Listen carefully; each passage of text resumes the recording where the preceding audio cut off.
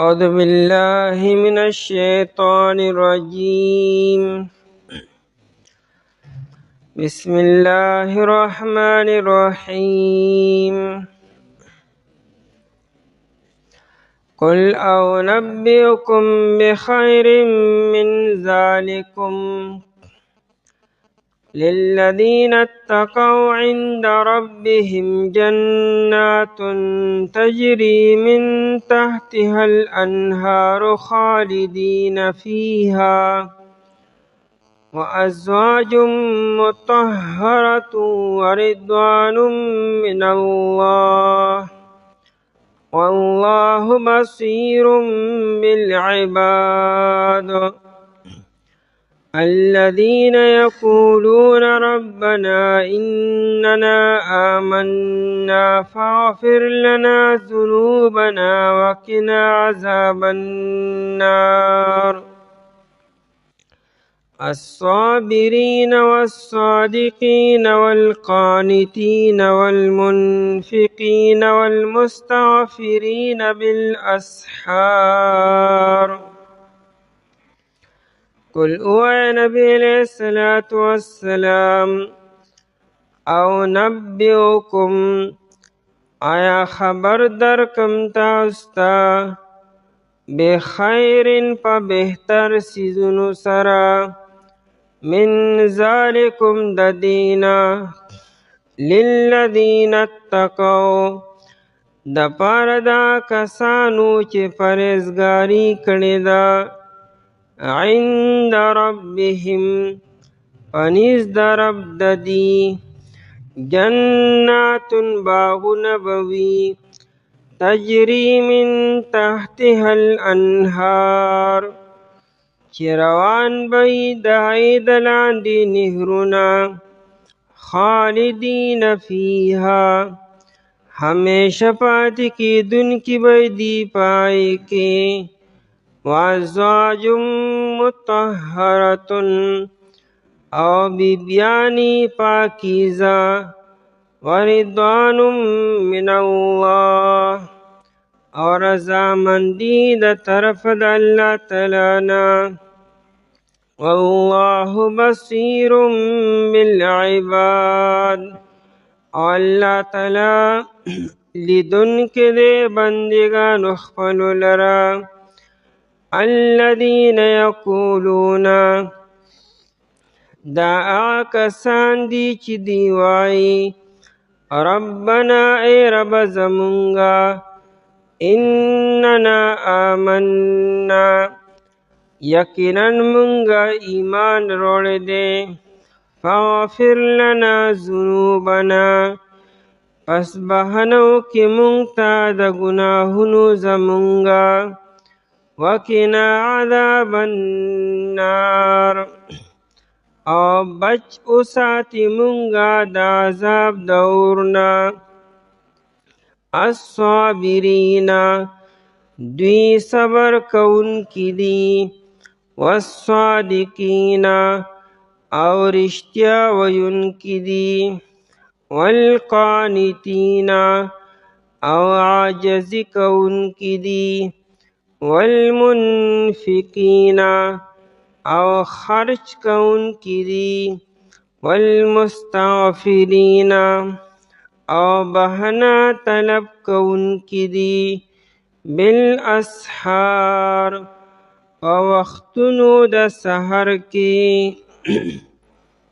مخی آیت مبارکہ کی دا شپگو دا دنیا دا لوی نعمتونو بیانو شو. اس دی آیتونو کی فرمائی چی دغا شپگ نعمتونا پا دنیا کی عارضی دی وقتی طور باندی وی دا دی پا بدلہ کے اللہ تعالیٰ ستاسو رپارا دائنی نعمتونا دائمی دا ہمیشہ ہمیشہ رپارا تیار کرشی نعمتونا تیار کری دی آداو ملاوی کی پرہیزگار و خلقو تا چی چاکے تقوی و پرہیزگاری و آئیتا بدا نعمتونا ملوشی د جنت نعمتونه د دنیا د نعمتونو مقابله کې په هر اعتبار سره اوچت دي. دنیا هر یو نعمت دا عارضي دی، په دې باندې فنا راځي، زوال راځي. سار انسان سری ماښام ورسرني، نن یو سره سبا بل سره. د دنیا ځواني همیشه ځواني نه وي، د دنیا طاقت همیشه طاقت نه وي. دا هر یو نعمت چې راولي دا انسان سره همیشه نه وي. لیکن جنت کې چې انسان ته کم نعمتونه میلو شو دا به همیشه همیشه لپاره د سره وي. نو ترغیب دی چې د دنیا په نعمتونو پسې ځان مشغوله کوئ ما او حرص او هوس مه کوئ. که چاته میلو شو شکر دی ادا کی، او که چاته میلو نشو نو خفګان دی نه کی. الله جل شانو دی امید ساتي الله تعالی در لپاره ډیر زیات نعمتونه تیار کړي دي. قل او نبئکم بخیر من ذالکم، وای نبی علیہ الصلوۃ والسلام دی خلکو ته او نبئکم آیا خبر درکم تاسو ته. دا حمزه د پاره د استفهام ده او استفهام تقریری دی، یعنی آیا خبر درکم تاسو نه او خبر مونږ ته راکا. مطلب دا چې او خبر پکار دی چې مونږ ته میلو شي. او نبئکم آیا خبر درکم تاسو ته بخیر من ذالکم په ډیر غوره او بهتر سره دغه شپږو څیزونو نه چې کوم په مخکې آیت مبارکه کې بیان شو. دنیا کې بیبي اولاد درهم او دینارو فصلونه او مالونه او اسونه ډیر لوی نعمتونه دي، لیکن دا چې عارضي دي او دایمي نه دي. بیبي د انسان همیشه لپاره نه وي. که چېرې حسن یشتان یو څو کاله بعد حسن ختم شي، که ځواني ده نو ځواني ختم شي. قسمه قسم بیماری ورسره لګېدلې، قسمه قسم ازمایښونه ورسره لګېدلې دي. د دې مقابله کې د جنت بیبیانې هغه د تمامو نقصاناتو نه پاکې دي. هغې کې بیماری نشته او هغې کې نقصانات نشته او د هغې حسن روزانه به دوباله کېږي، سوا کېږي به، کمیږي به نه. کمزوری او پای کې نه راځي، بد اخلاقه نه دي او هېڅ قسمه ګندګۍ پای کې نشته دی.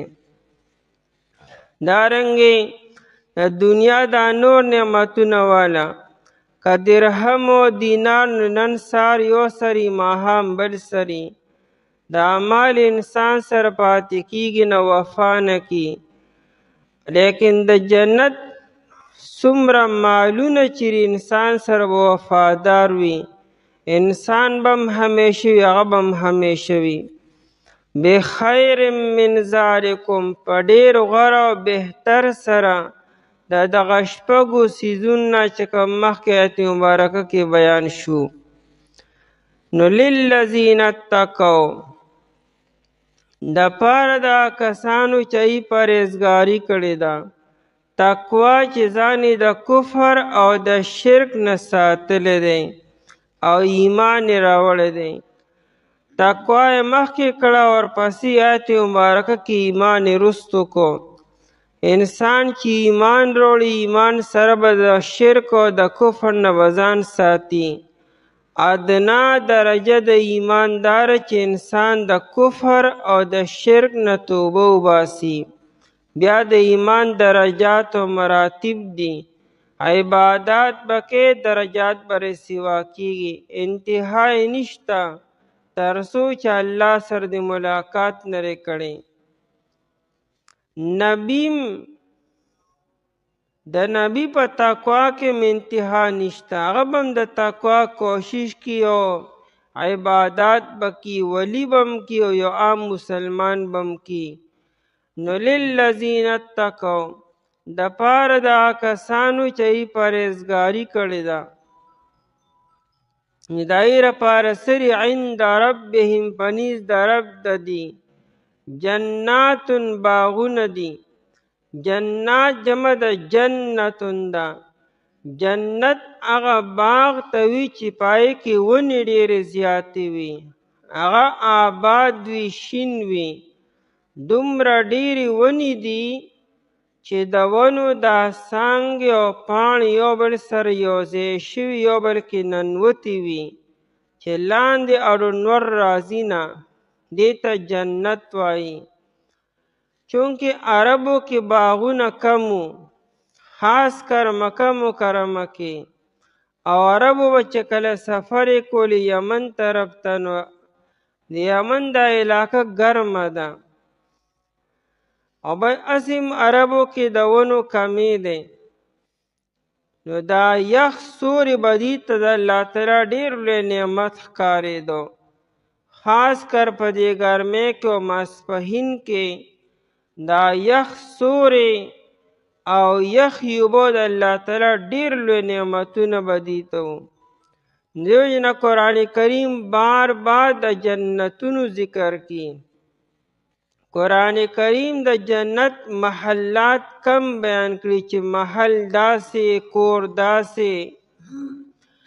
زیات تر ذکر د باغیچو، زیات تر ذکر د باغونو، او زیات تر ذکر د میوو کړی دی، ځکه چې دا عربو په نسبت باندې ډېر لوی نعمت و. للذین اتقوا عند ربهم جنات، جنات باغونه دي، آباد دي. تجری چې روان بی من تحتها، من تحتها لاندې داینا، په معنا د فیها سره، یعنی په دغه جنتونو کې روان دي الانهار نهرونه. عربو کې د اوبو ډېر کمی دی، ځان سره به یې اوبه ګرځولې به. نو جنت د دنیا او یا د عربو د ریګستانونو صحراګانو په شانتې نه چې اوبه پکې نشته، بلکې هلته کې نهرونه ځای په ځای روان دي او جاري دي. من تحتها الانهار، لاندې د هغې نه، یعنې په هغې کې، په دغه نهرونو، په دغه باغونو کې نهرونه روان دي. بل تجري یې ووی د جنت اوبه په ځای باندې ولاړې نه دي د تالاب او د حوض په شانتې، ځکه چې اوبه په یوه ځای باندې ولاړې او وخت پرې تېرېږي، نو د دې خوند هم بدل شي، رنګ هم بدل شي. لیکن د جنت اوبه دا روانې دي، او روانې اوبه دا خوند هم نه بدلي او رنګ هم نه بدلي. روانې اوبه په خپله هم پاکې دي او بل څیز هم پاکي. من تحتها الانهار، په هغې کې نهرونه دي، یا من تحتها په خپله معنا بولو د هغې د لاندې، د دې ونو د لاندې نهرونه روان دي. بیا د لاندې مطلب دا دی چې گویا کې بیسمنټ کې اوبه روانې دي او د پاسه پې ونې ولاړې دي، او دا به نور هم حسن پیدا کی. یا بل مطلب دا دی چې په دې ونو کې دننه دننه اوبه روانې دي، یعنې ونو سره خواها کې اوبه روانې دي. اوبو پسې به هلته ګرځې نه چې اوبه کوم ځای کې دي، هر ځای کې اوبه دستیاب دي. خالدین فیها، او بل لوی نعمت دا چې دی په هغې کې همیشه وي. د دنیا دا نعمتونه ډېر لوی نعمتونه دي، لیکن انسان سر یره وي چې د انسان نه لړ نشي، او انسان سره دایمي طور باندې ني. لیکن د جنت نعمتونه به همیشه وي. خالدین فیها، همیشه به دی په هغې کې. وازواج مطهرتون، او مخکې آیت کې د من النساء ذکر راغو، نو د هغې مقابله کې الله تعالی بیبیانې تیارې کړي دي. و ازواج، نو بیبیانې، ازواج جمع یې راوړه، یو بیبي به ني، بیبیانې ډېرې دي. د ادنا جنتی بیبیانې کم از کم او یا دو او یا کم از کم دي. وازواجن او بیبیانې، خو کمې بیبیانې مطهرتن پاکې کړی شوې، صفا کړی شوې. مطهرتن د مبالغې دپاره ده، یعنې ښه پاکې کړی شوي دي. او خلقن و خلقن، جسمانی اعتبار سرم پاکی دي او اخلاقو په اعتبار سرم پاکی دي. جسمانی اعتبار سره مطلب دا دی چې د هغې د پوزې نه لاړې او د پوزې نه پوزه نه بهیږي، د خولې نه لاړې نه بهیږي. دارنګې په سر کې به سپږې او خیرې نه کیږي، په بدن کې به خیرې نه جوړیږي. دارنګې د حیض او د نفاس نه پاکې دي. نور چې کوم جسمانی ګندګۍ دي د هغې نه مکمل د وړو بولو او د لویو بولو نه پاکې دي. او اخلاقو په اعتبار سر به هم پاکې وي. حسد و بغض و چغلي کینه، دروغ و خیانت و دوکه دا په دغه بیبیانو کې نشته. اخلاق یې اوچت اخلاق دي، وسیع و ظرفې به وي، ښکلې اخلاق او ښکلې خبرې. نو مطهرتن صفا کړی شوې او پاکې کړی شوې په هر اعتبار سره. نو د جنت بیبیانې د دنیا د دې بیبیانو نه په هر اعتبار سره اوچتې دي. لیکن د دنیا دا بیبیانې چې دا به هم جنت ته کله لړې شي، نو دی به هم جنت کې د دنیا خویونه نه کي.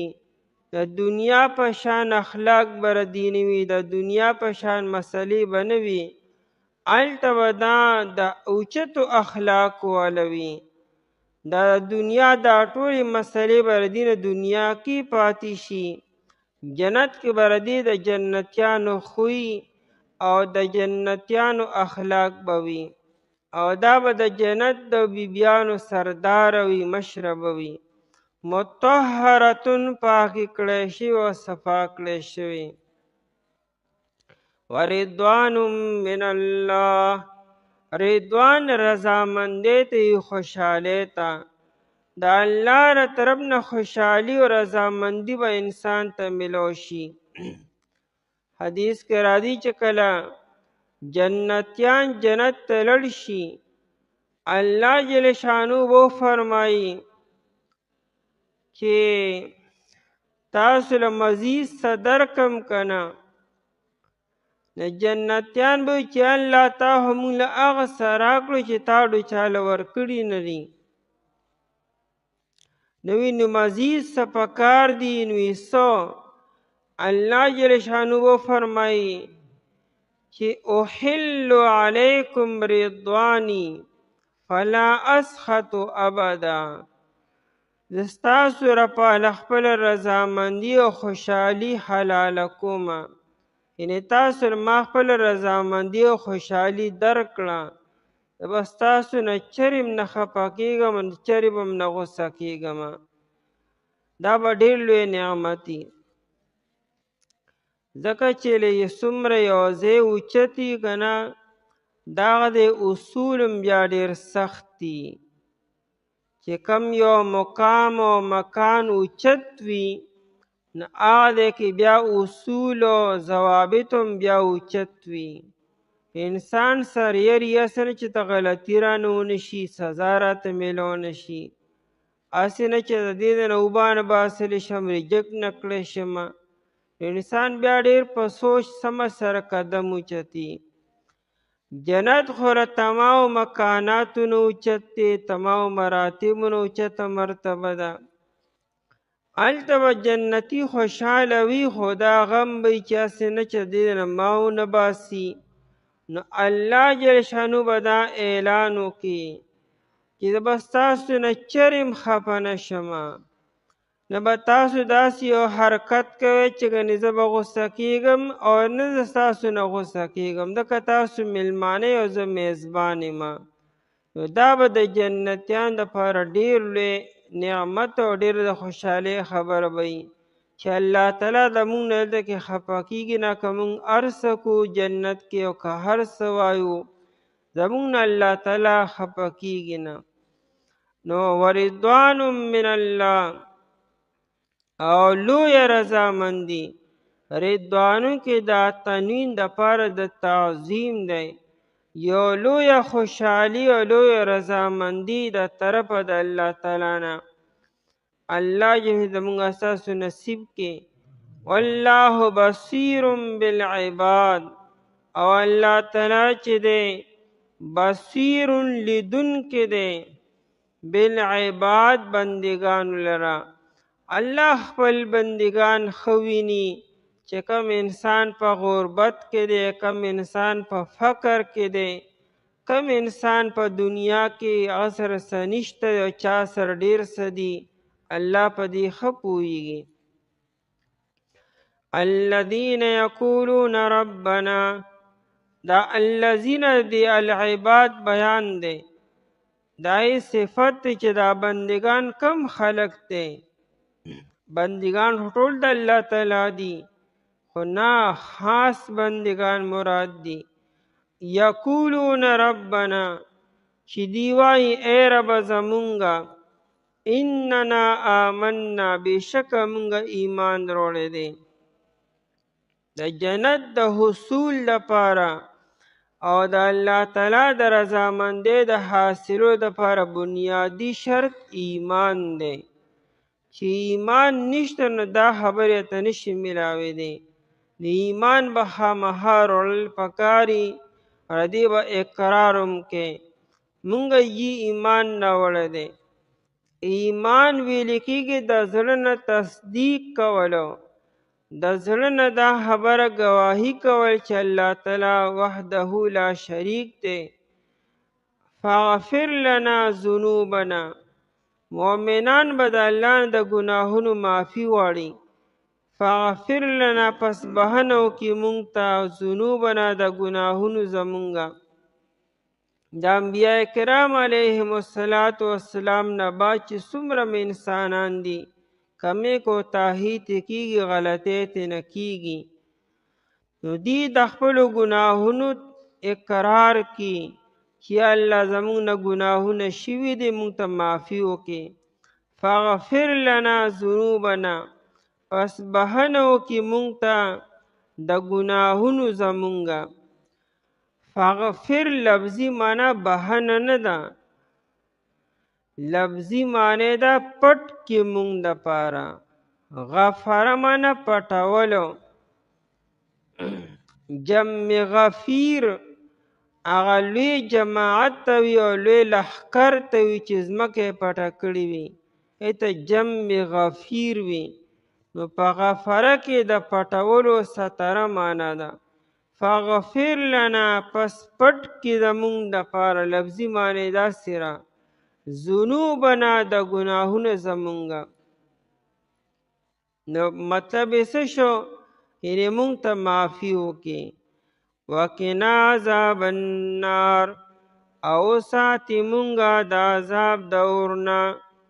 قنا کې دا کې امر دی وقا یقي وقایتن نه ساتلو بچ کولو.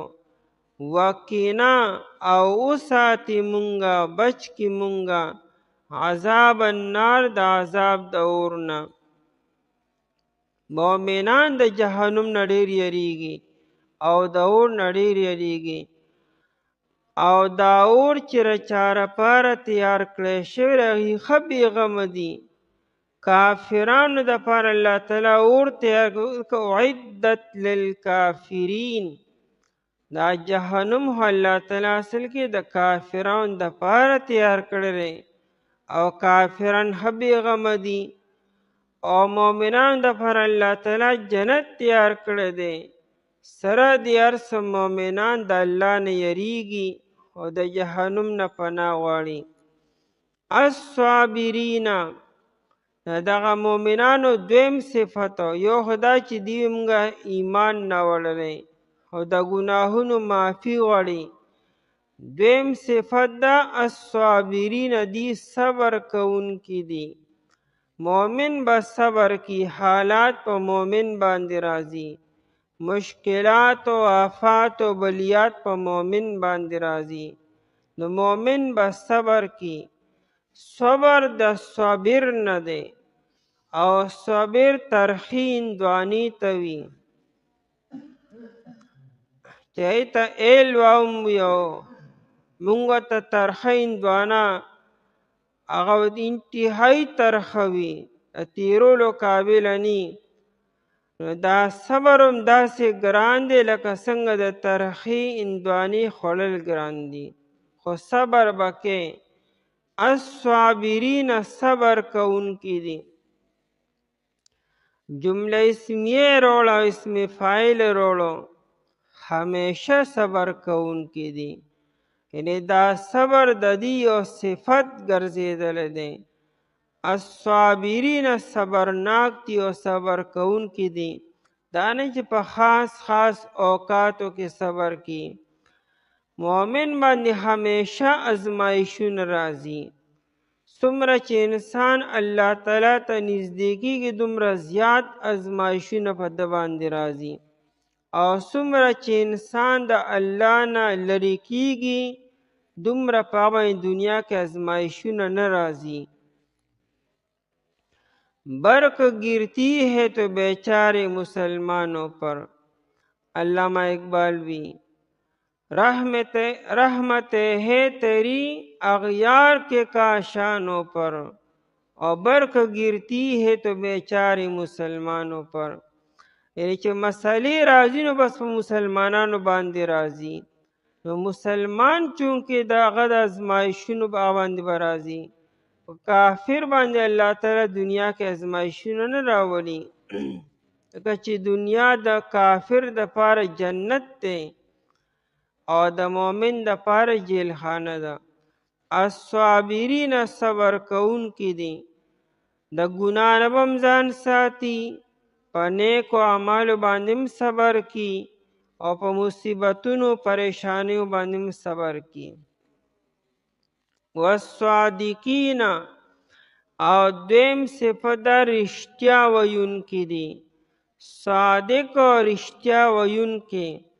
دلته ما صادقین نوړو، په خاص خاص موقعو کې رښتیا ویل نه، په هره موقع کې رښتیا ویلو. که ستا پکې فایده وي او که ستا پکې نقصان وي، خو رښتیا به وایي، راستګو او راست گفتارو. والصادقین، او رښتیا ویونکي دي. او چې کله انسان رښتیا وایي او وایي ښه ډېر وایي، د ده نه بیا صدیق جوړ شي. صدیق یو ډېر لوی مقام دی. چې کله انسان دا رښتیا خپل صفت وګرځي او هر ټیم یې وایي، بیا ول الله تعالی د صدیق مرتبه ورکي. صدیق اکبر، خو صدیق اکبر یو دی، خو دا نه چې ګنې بل انسان صدیق نشي جوړېدی. صدیق اکبر خو ابوبکر رضی الله عنه دی، خو دروازه اوس هم کلوره بل سړی هم صدیق ځان جوړولی شي. والقانتین، او دریم صفت دا چې عاجزي کوونکي دي. مؤمن کې به تکبر او فخر او دا پکې نه، عقل به پکې نه وي، عاجزي به کې، انکساري به کې. تکبر به صرف په یو موقع باندې کې چې کله میدان جنگ کې کافر ته مخامخ ودرېږي، دغه ټیم بیا عاجزي نه کې، دا ټیم بیا نیغ شه او د خپلې بهادرۍ او د شجاعت اظهار وکړه. خو په عامو حالاتو کې به بیا داسې نه کې. عامو حالاتو کې کافر مخکې به هم عاجزي کې، انکساري به کې. خبر میدان جنگ کې ده. نبی علیہ الصلوۃ والسلام په میدان جنگ کې دا وی، انا النبی لا کذب انا ابن عبد المطلب. دا نبی علیہ السلام په یو ناشنا انداز کې وی. نو دغه ځای کې نبی همیشه عاجزي کړې ده، په دغه موقع عاجزي نه راکړې. زه د الله تعالی نبی ما، زه د عبدالمطلب زوی ما. نبی علیه الصلاة والسلام دغه ټیم کې ځان لوی ښکاره کو. نو والقانتین او عاجزي کوونکې د الله تعالی مخې ته او بندګانو سره. والمنفقین او خرچ کوونکي دي، مال د الله په لاره کې لګي. خرچ کوونکي نه مراد دا نه چې کنې فضول مال لګي، خرچ کول چې کوم دی کې الله تعالی حکم کړی دی د الله د رضا دپاره. په خپله بیبي باندې خرچ کړي ځکه دا واجب دي، په خپلو بچو باندې خرچ کول دا واجب دي، په خپل ځان باندې مال لګول دا واجب دي. د خپل ځان به خیال ساتي، بیا د خپلې بیبي، بیا د خپل اولادو او بیا د عامو مسلمانانو. والمنفقین او خرچ کوونکي دي. او آخرنی صفت والمستغفرین او بهنه غوښتونکي دي. استغفار طلب د مغفرت کول، بهنه غوښتل. خو بالاسحار دا با په معنی د فی سره دی، فی الاسحار. اسحار جمع د سحر ده او سحر د صبح صادق دی ټیم ته وایي. د سحر په اوقاتو کې د الله نه بهنه غواړي،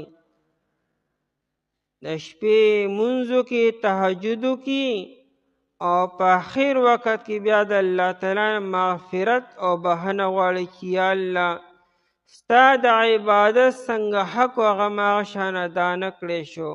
خدای زندګي مې غفلت کې تېره کړه، ستا پیژندل چې څنګه پکار و هغه شان ما ونه پیژندې.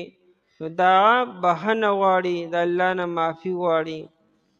دا سحر ولې یاد کو بالاسحارو، دا د قبولیت خاص ټیم وي. هسې خو الله تعالی هر ټیم دعا قبلي، خو خاص اوقات چې هغه د عید دعایي کې دعا زر قبلیږي او فوراً قبلیږي، نو هغه سحر اوقات دي. بالاسحار د سحر په اوقاتو کې نبی علیہ الصلاة والسلام نه دې باره کې منقول دي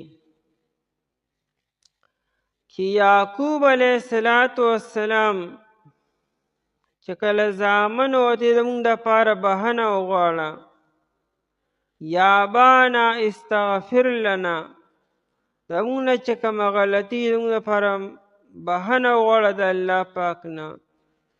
یعقوب علیہ الصلاة والسلام ورته وفرمایل چې سوف استغفر لکم ربي، زه به ډېر زر ستاسو لپاره بهنه وغواړم.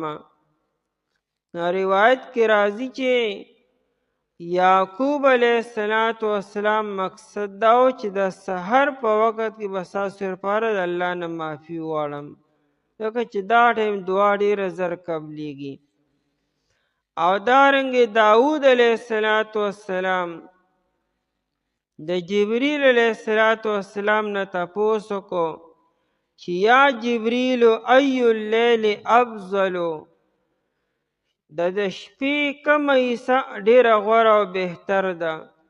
د ماښام نه والې تر سهار پورې شپه وي، د شپې په دې اوقاتو کم یو وخت الله ته ډېر غوره دی؟ نو جبریل علیہ السلام وفرمایل چې یا داود ما ادری سوا ان العرش یهتز فی السحر، وی داود نور نه پوهېږم، او د دې صبح صادق په ټیم کې د الله تعالی عرش په خوځېدو په حرکت باندې راشي. نو مطلب سره دغه ټیم کې ډېره زر دعا قبلیږي. دا ډېر خاص وخت دی چې په دا وخت کې دعاګانې کوي، الله تعالی ډېر زر قبلي. لقمان حکیم سے خپل زوی ته وی یا بنیه وی لا یکن الدیک اکیس منکا، وی اے بچیا دا بانگی چرے ډېر ستا نه زیات هوښیار او عقلمند نشي. یعنی کم از کم هغه دې ستا نه عقلمند او هوښیار نشي. ینادي بالاسحار وانت نائم، دا بانګي او چرګ چیرې دی خو دغه وخت کې بانګونه وي چې راپاسه او ته ویده یې. نو که ته نه راپاسې نو هغه ستا نه زیات هوښیار دی، حالانکه هو حیوان دی، عقل پکې نشته دی او حساب کتاب هم نشته او پکړ هم نشته او مکلف هم نه دی، او ته خو مکلف یې. نو هغه حیوان چې بې عقله دی هغه سحر په اوقاتو کې پاڅېدلی دی او هغه بانګونه وي، خلک راویښي او خلک دې ښه بېغمه وده دی.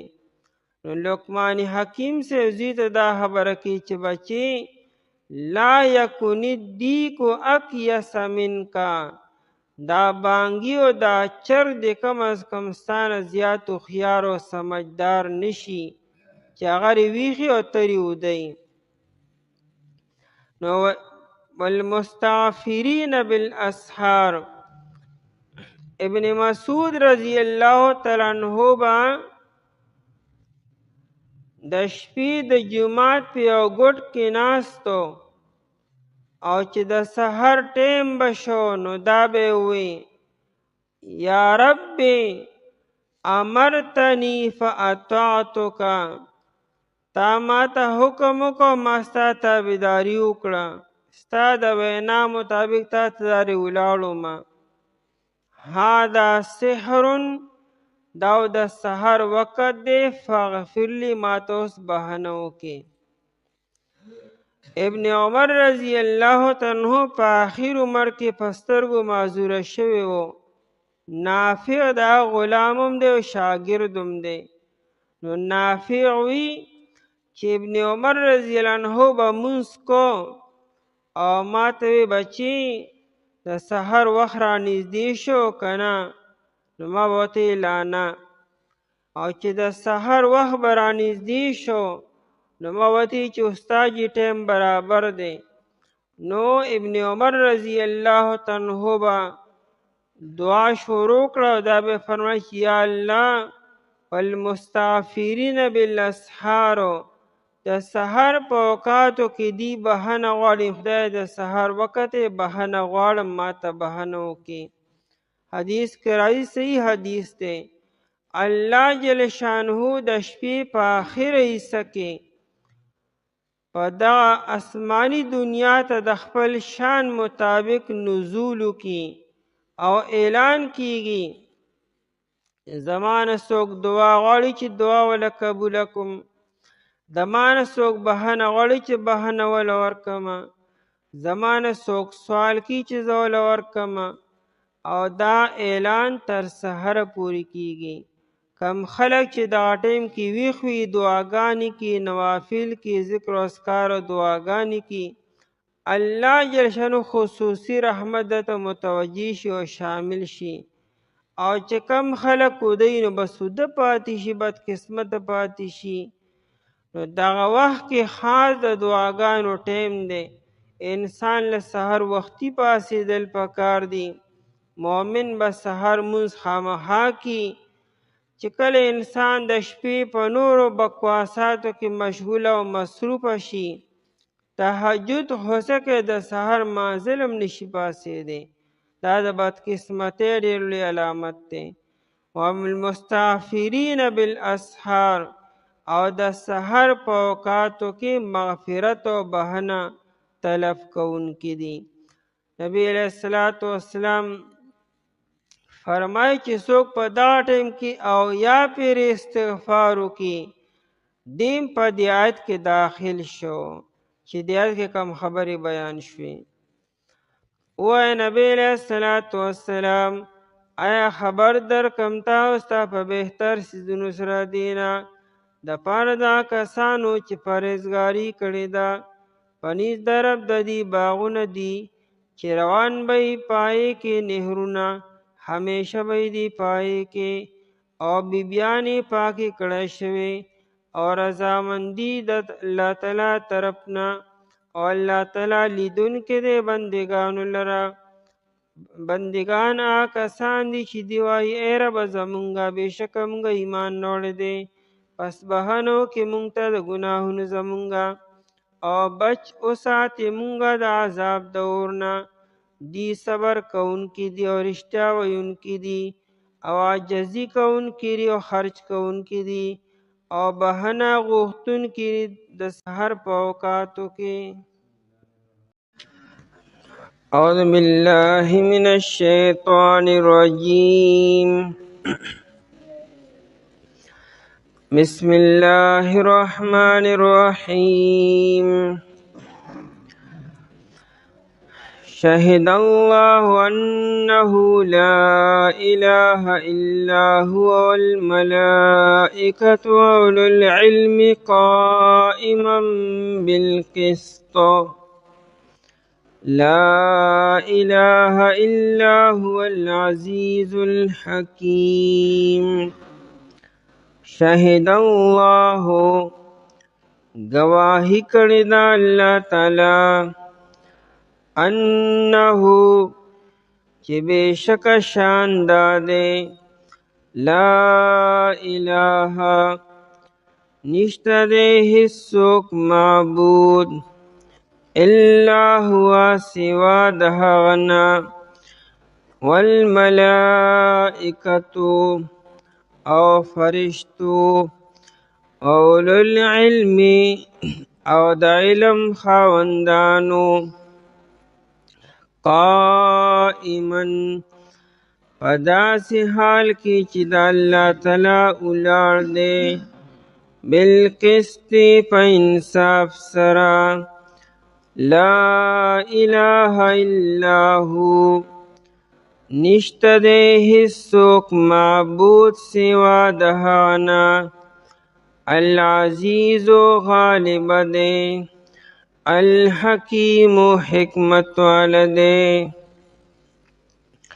په آیت مبارکه کې د الله تعالی د وحدانیت د یووالي د توحید بیان دی او د الله تعالی د وحدانیت باره کې دا د ټولو لوی آیت مبارکه دی. آیت کې بیان دی چې الله جل شانه په خپلم د خپل توحید بیان کړی دی او فرشتوم د الله تعالی د توحید بیان کړی دی او چې کم د علم خاوندان دي هغوی د الله تعالی د توحید او د یوازیوالي بیان کړی دی. مقصود رد دی په عیسایانو باندې. عیسایانو کې یو فرقه داسې ده چې هغوی وی خدایان درې دي.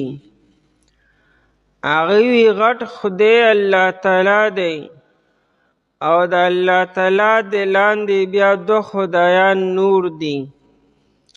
نو قرآن کریم آیت مبارکه کې رد کی پای باندې چې خدایان نه دو دي نه درې دي او نه واړه شته او نه غټ شته صرف او صرف الله تعالی دی. آیت مبارکه په دې موقع نازل شو. تفسیر قرطبی روح المانی وغیره ټولو حضراتو لیکلی دي چې دوه کسان راله د ملک شام نه او دا دواړه د یهودو لوی عالمانو دی چې کله مدینې منورې ته راورسېدل او مدینه منوره ولیده نو یو بل ته ووایي چې دا کلی خو بالکل هغه کلي سره ډېر مشابه دی چې په کم کلي کې به اخرني نبي راځي به ځکه د دې په کتاب کې اخرني نبي به چې په کم کلي کې راځي د هغه کلي صفات هم بیان شوي وو. وی دا کلی خو بالکل هغه شانتې دی. بیا دی رالو نبی علیہ السلام سره ملاقات وکړو. نو نبی علیہ السلام د شکل مبارک نه وپېژندو چیرې دا خو بالکل هغه نبی دی. مزید د اطمینان دپاره د نبی علیه الصلاة والسلام نه تپوس وکړو چې انت محمد، ته محمد صلی الله علیه وسلم یې؟ نبی علیه السلام وی او. بیا ورته وانت احمد، ته هغه احمد یې؟ نبی علیه الصلاة والسلام وی او. بیا دې دریم تپوس وکړو چې جی د الله په کلام کې د ټولو نه لویه ګواهي کم یو ده؟ نو که تا مونږ ته صحیح جواب راکړو نو مونږ په تا باندې ایمان راوړو. الله جل شانه په دې موقع د آیت مبارکه نازل کو، شهد الله انه لا اله الا هو. د ټولو نه لویه ګواهي دا ده چې الله په خپله بیان کړی دی چې الله وحده لا شریک دی او فرشتو اهل علم هم کړی دی. دې دو حضراتو چې کله آیت مبارکه ولوستو دی په نبی علیه الصلاة والسلام باندې ایمان راوړو. آیت مبارکه دومره عجیب آیت دی. سعید ابن جبیر رحمه الله وی د خانه کعبې نه غیر چاپیر 360 بوتان پراته وو. چې کله د آیت مبارکه نازل شو، د دې آیت په نازلېدو سره دغه 360 بوتان ښکته راپرېوتل، الله ته په سجده باندې وغورځېدل. تفسیر قرطبي مې نور حضراتو لیکلی دي. آیت مبارکه لوی فضیلت والا دی. تفسیر قرطبي لیکي چې کم انسان د خوب په ټیم کې د وده کېدو په ټیم کې د آیت مبارکه ولولي، الله جل شانه او یا زر فرشتي مقرر کی او د دې ویونکي دپاره به تر قیامت پورې د مغفرت دعاګانې کی. آیت مبارکه کې لویه گواهی ده چې الله تعالی هم گواهی کی د توحید او فرشتیم کی او اهل علم هم کی. د آیت مبارکه داسې عجیب آیت دی. غالب القطان یو لوی محدث دی او لوی مشهور. امام بخاری صاحب د دو حدیثونه را نقل کړي دي خپل کتاب کې، امام مسلم رحمت الله علیه. دیوی زه ملک کوفی ته رالمه د تجارت په غرض باندې. په کوفه کې یو لوی محدث ته امام اعمش رحمه الله تعالی، دا تابعی دی. دا ډېر لوی محدث دی. نو دا غالب القطان وی چې ما به د امام اعمش رحمت الله علیه حدیثونه اورېدل او تلم راتلم وله. وی زه به سبا روانګي به مې کوله د کوفې نه، د ماهرنۍ شپه وه. وی تهجدو ټیم کې رالمه نو امام اعمش رحمت الله علیه نه ما اورېدې چې هغه په تهجدو کې د آیت مبارکه ولوستو او د دې آیت مبارکه نه پس یې ووی وانا اشهد بما شهد الله به. وی زم گواهی کوم دای خبرې چې الله گواهی کړې ده. واستودع الله هذه الشهادة، او زه دا گواهی الله سره امانت دما. یعنی ما هو گواهی وکړه و دا زه الله تعالی سره امانت دم چې سبا قیامت کې الله تعالی مال خپل امانت واپس راکړي. وهي لي عند الله ودیعة، او دا زما الله تعالی سره یو امانت به پروتي. وان الدین عند الله الاسلام. دا آیت مبارکه او دا کلمات بار بار وی. دا غالب القطوان وی زه پوه شم چې دې دا خبره دومره بار بار کی نو دې باره کې د سر یو حدیث شته دی. نو ما ترې بیا تپوس وکړو چې استاد جي تا سره خو ما یو کال تیر کو خو په دې یو کال کې تا دا حدیث ما ته نه دی بیان کړی.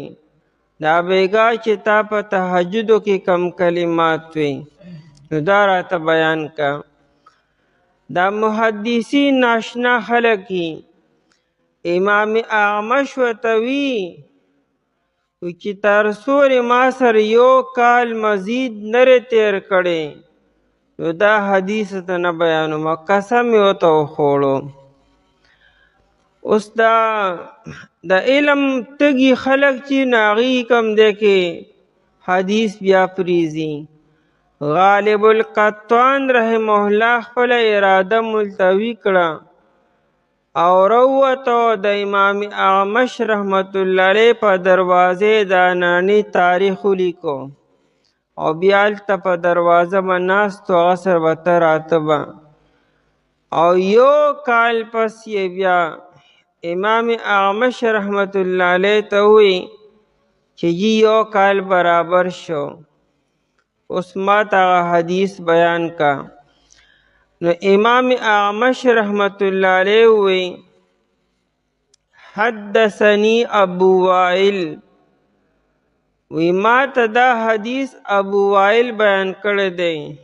عن عبدالله بن مسعود رضی الله عنه هغه د ابن مسعود رضی الله عنه نه را نقل کی او نبی علیہ الصلوۃ والسلام فرمایلو چې یجاء بصاحبها یوم القیامت. دا آیت مبارکه چې چالوستی وی دغه ویون کې لستون کې به الله تعالی راولي را بوستلی شي الله تعالی ته.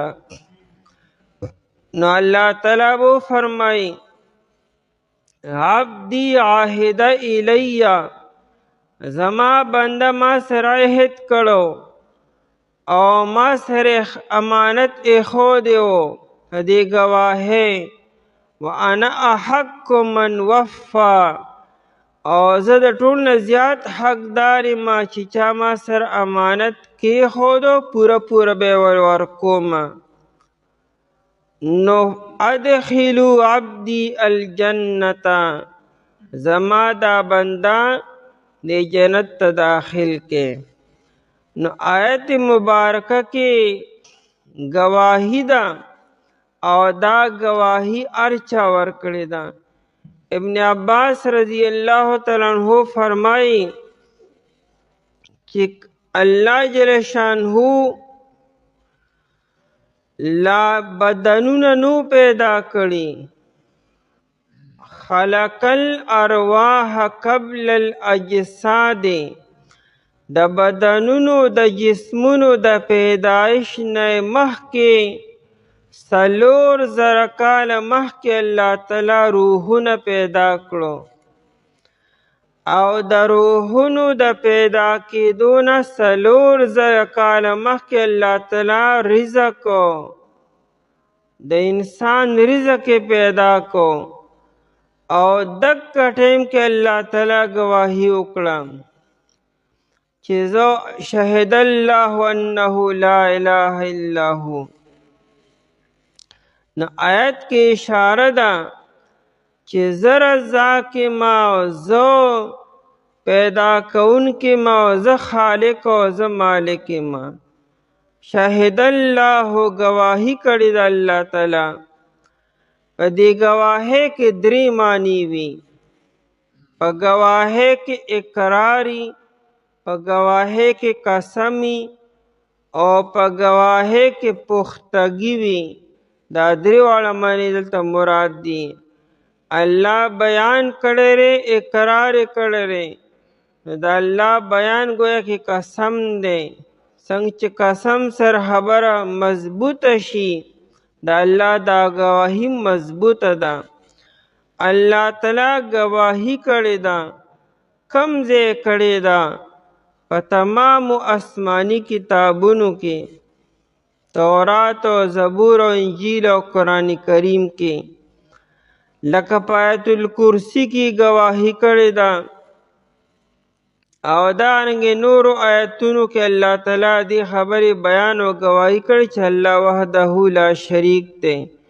شاهد الله، الله تعالی گواهی کړی دی، اے بین الله، الله تعالی بیان کړی دی، انه بانه، په دې خبره چې بېشکه الله تعالی لا اله الا هو، نشته د هیڅوک معبود سوا د هغه نه، د الله نه ما سوا بل څوک معبود نشته دی. الله جل شانه په خپله دې خبرې گواهی کړې ده. والملائکتو، فرشتو هم گواهی کړې ده. فرشتو د الله تعالی قدرتونه او مشاهده کړي دي. فرشتو ته چونکه ډیر علم دی، د الله تعالی د صفاتو ډیر علم دی، ورسره په سترګو هر څه لیدلي دي، نو فرشتو هم د دې خبرې گواهی کړې ده. او دارنګې فرشتې په خپل ذکر او اذکار او تسبیحاتو کې هم گواهی کوي.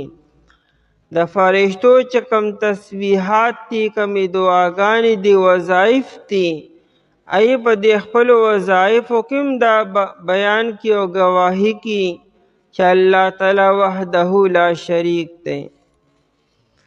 با اولو العلم او علم والو، د علم خاوندانو هم گواهی کی په خپلو تحریراتو کې او تقریراتو کې. یو علم عالم چې کله بیان کی نو د بیان په شروع کې خطبه وایي او خطبه کې د الله تعالی د توحید بیانو کی. هغه وی واشهد ان لا اله الا الله وحده لا شریک له واشهد ان محمدا عبده ورسوله اما بعد. نا چې بیان کی په بیان کې خطبه، د خطبې په شروع کې هغه د الله تعالی د یووالي بیانو کی. دارنګې په تحریر کې یو عالم که یو کتاب لیکي، که یو مضمون لیکي، که خط لیکي، دای په شروع کې د الله تعالی د توحید او د یوازې والي اقرار وکړي. او اولو العلم او د علم خاوندانو، اولو العلم نه مراد څوک دي؟ وی انبیاء کرام علیهم السلام دي.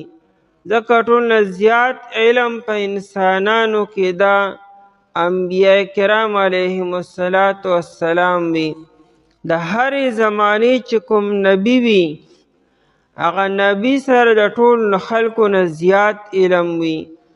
امت چې څومره وي، دغه ټول نه زیات علم او زیات عقل دا نبی سره وي. انبیاء کرام علیهم السلام دې خبرې گواهی کړې ده. الله جل شانه په 19مه سپاره کې ردی بیان کړی دی، وما ارسلنا من قبلک من رسول الا نوحی الیه انه لا اله الا انا فاعبدون. څومره انبیاء کرام علیهم السلام چې راغلي دي، څومره رسولان دي، د ټولو مشترکه خبر هم دکه ده چې لا اله الا انا، د الله نه ما سوا بل معبود نشته، او د الله تعالی بندگی وکړئ. د تمامو شریعتونو متفقه عقیده او تمام انبیاء کرام علیهم السلام متفقه عقیده چې ده، هغه د الله تعالی د توحید او د یوازې والي ده. دویم قول دا چې اولو العلم نه مراد مهاجرین او انصار دي. مهاجرین هم د دې خبرې اقرار مکه مکرمه کې کړی و، هم په دې خبره هغوی به وال خوړلو. چې به د الله د توحید گواهی کوله او انصارو مکړه. دریم قول دارې چې د دینه مرادو د یهودو د اهل کتاب و اهل علم دی. د اهل کتاب و اهل علم چې کوم انصاف پسندو هغې د دې خبرې گواهی وکړه.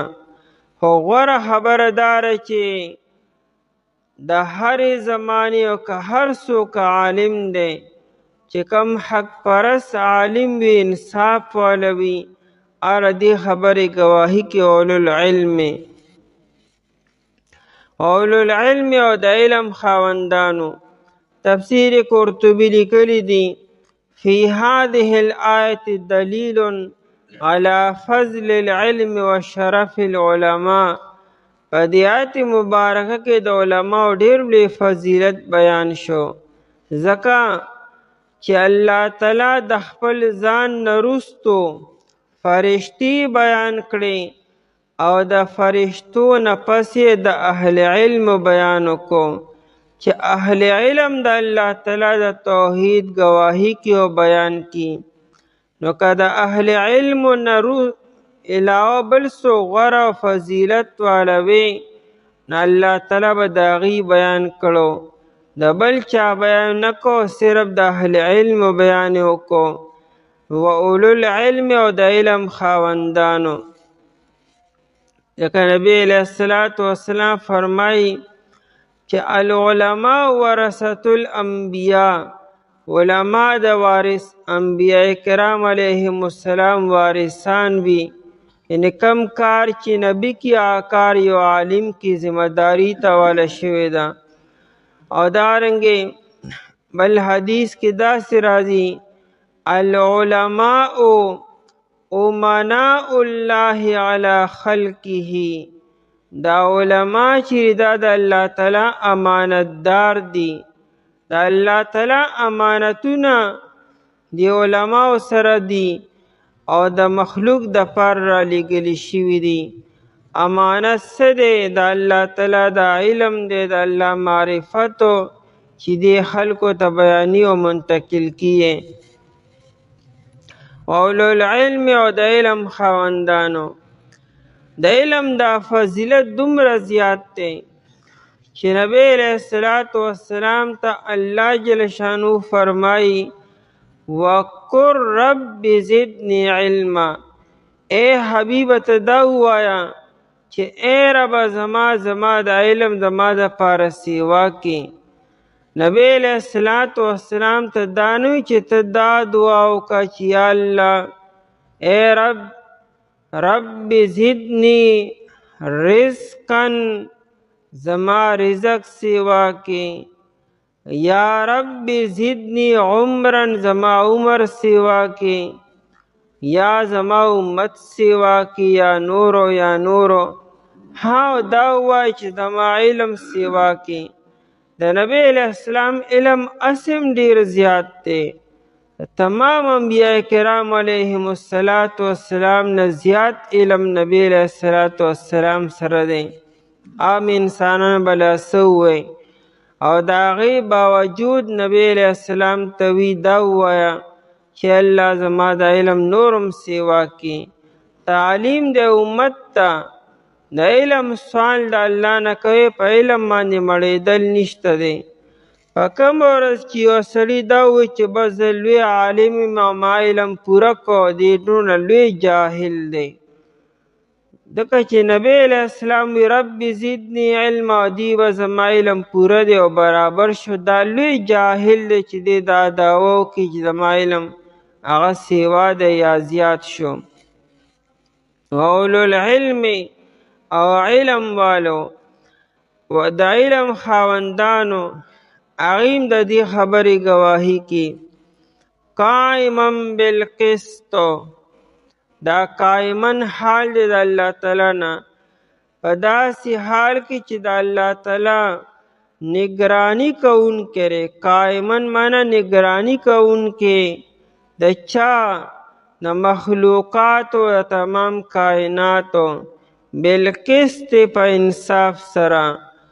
الله تعالی گواهیم کړې ده او الله تعالی د تمام کائنات اور تمام مخلوقات و نگرانی او سنبالښ کوونکی دی، د هر چا ضرورتونه پوره کوونکی دی او په انصاف سره کی. د الله تعالی را طرف نه ظلم او زیاتی اس قسمه نشته دی. اس یو مخلوق سره د الله تعالی ذاتیات نشته او نه ترې نه څه غرض شته چې څه الله تعالی کی دا ټول په انصاف سره کی. دا ټولې فیصلې د الله تعالی طرف نه برحق دي او په کومه خبره چې مونږ نه پوهیږو یا مونږ ته مثال په طور باندې قابل اعتراض ښکاري، دا زمونږ قصور دی، زمونږ د نظر او زمونږ د علم او زمونږ د سمج. ورنه د الله جل شانو طرف نه ظلم او زیاتی ذره برابر هم نشته، ځکه ان الله لا یظلم مثقال ذره، الله تعالی د ذرې برابر ظلم نکی.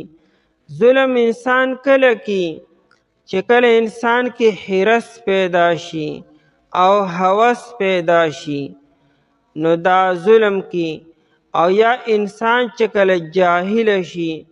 د ظلم بنیاد دا جهالتی، کله جهالت او د ضد د وجنه انسان کې راشي د انتقام د وجنه. الله جل شانو کې جهالت نشتا، ضد نشتا، انتقام نشتا او دارنګ هوس او حرص پکې نشتا.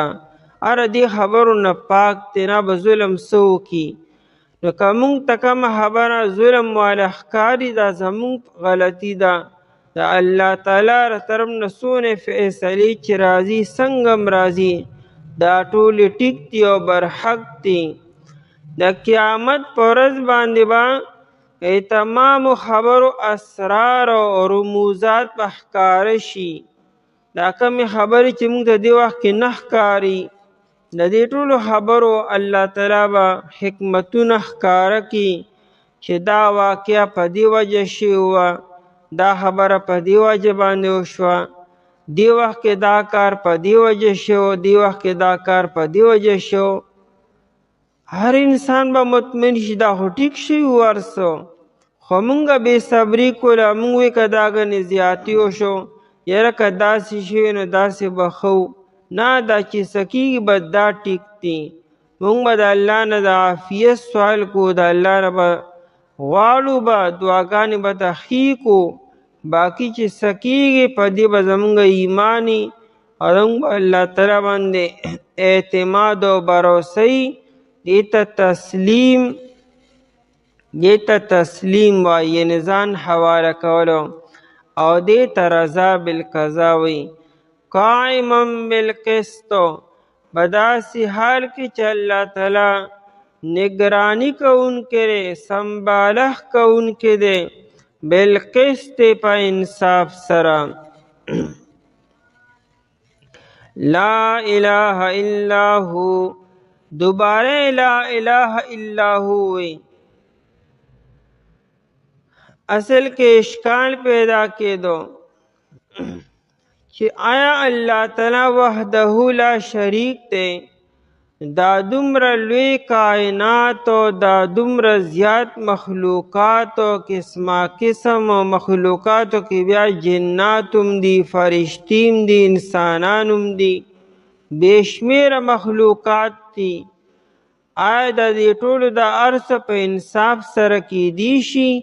او آیا الله تعالی یوازې د دې تمام حاجتونه مشکلات پوره کولی شي، حل کولی شي، ضرورتونه الله تعالی پوره کولی شي؟ نو وی آو لا اله الا هو، نشته د هیڅوک معبود سوا د هغه نه. د یو بادشاه دپاره دوه صفتونه لازمي دي. یو دا چې هغه کې طاقت وي او قوت وي، چې هغه د چا نه یریږي نه، هغه د چا نه متاثره کیږي نه، چې هغه پریشرایز کیږي نه، هغه نه څوک بلیک میل کولی شي. الله تعالی داسې یو طاقتور ذات دی چې د تمامي دنیا طاقتونه او بادشاهانو او فوج هر څه راوځی کې الله تعالی مقابله کې هیڅ هم نه دی. نو العزیزو کې اشاره دې طرف ته وکړه چې او الله تعالی د هر یو مخلوق ضرورتونه پوره کولی شي، د چا نه متاثره کیږي نه او د چا نه یریږي نه او نه ورسره څه کمی شته دی. الله تعالی سره هر څه برابر دي، خزانې ډکې دي، نو هیڅ قسمه مسله نشته. نو الله عزیز و غالبه دی او بل معبود ته سره ضرورت نشته دی. الحکیم او د یو بادشاه د پاره او د احکم الحاکمین د پاره دویم صفت د حکمت دی. چا کې حکمت وي، چا پوهیږي چا لپاره کم وخت کې څه پکار دي، د کم مخلوق د پاره په کم ټیم کې څه پکار دي او څومره پکار دي او کم ټیم پکار دي، دې ته حکمت وي. الحکیم الله تعالی حکمت والا دی. الله تعالی د مخلوق ضرورتونه پیژني او څه ټیم ولا پکار دي او څومره ولا پکار دي، او دا یو نعمت برادر لپاره نعمتي، د بل لپاره نقصان ده وي. نو الله چونکې د مخلوق بره ناکاره نه غواړي، چاله ورکی او چاله نه ورکی. دا چې چاله نه ورکی دې کې ردی سړي نقصان دی، ځکه الله تعالی نه ورکی. لکه څنګه چې پلار خپل زوی له داسې څیز نه ورکي چې هغه ماشوم دپاره نقصان ده وي. حالانکه ماشوم ضد ونیسي مال راکه راکه، خو پلار چونکې سمجداري ده پکې او پلار کې چونکې رحم دی، خپل اولاد ناکار خبر نه غواړي ځکه ولا نه ورکي. الحکیم الله تعالی حکمت والا دی.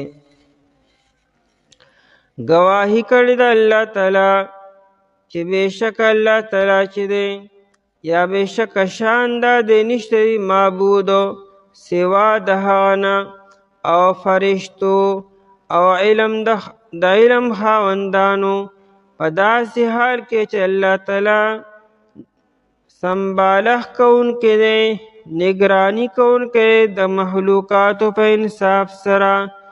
نشته دی هیڅوک معبود سوا د هغه نه، زورور دی حکمت والا دی. اعوذ باللہ من الشیطان الرجیم، بسم اللہ الرحمن الرحیم. ان الدین عند اللہ الاسلام وما اختلف الذين اوتوا الكتاب الا من بعد ما جاءهم العلم بغيا بينهم ومن يكفر بآيات الله فإن الله سريع الحساب. فإن حاجوك فقل أسلمت وجهي لله ومن اتبعني وقل للذين أوتوا الكتاب والأميين أأسلمتم فإن أسلموا فقد اهتدوا وإن تولوا فإنما عليك البلاغ والله بصير بالعباد. ان الدین بشکا معتبر دین عند اللہ پنزد اللہ تعالی الاسلام صرف اسلام دے. وما اختلف الذین او اختلاف نو کړیا کسانو اوتو الکتاب چې ورکړی شو هغوی ته کتاب الا من بعد ما مگر رستو د هغې نه جاءهم العلم چې راغی دوی ته علم بغیا بینهم د وجې د ضد نه په خپل منځ کې ومن یکفر بآیات الله او څوک چې انکار کوي په آیتونو د الله تعالی سره فإن الله سریع الحساب پس بیشک الله تعالی چې دی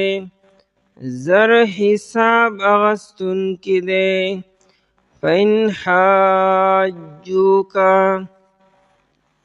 پس چری دی جګړه کوي تا سره فقل پس وایه پیغمبر علیه السلام اسلمتو ما حواله کړلو وجهی لله خپل مخ الله تعالی ته ومن او هغه چا اتبعنی چې زما تابعداري یې کړې ده وقل وایه پیغمبر علیه السلام للذین اوتوا الکتاب کسانو ته چې ورکړی شوی ورته کتاب والامیین او انپړو ته اسلمتم آیا تاسو اسلام قبلوئ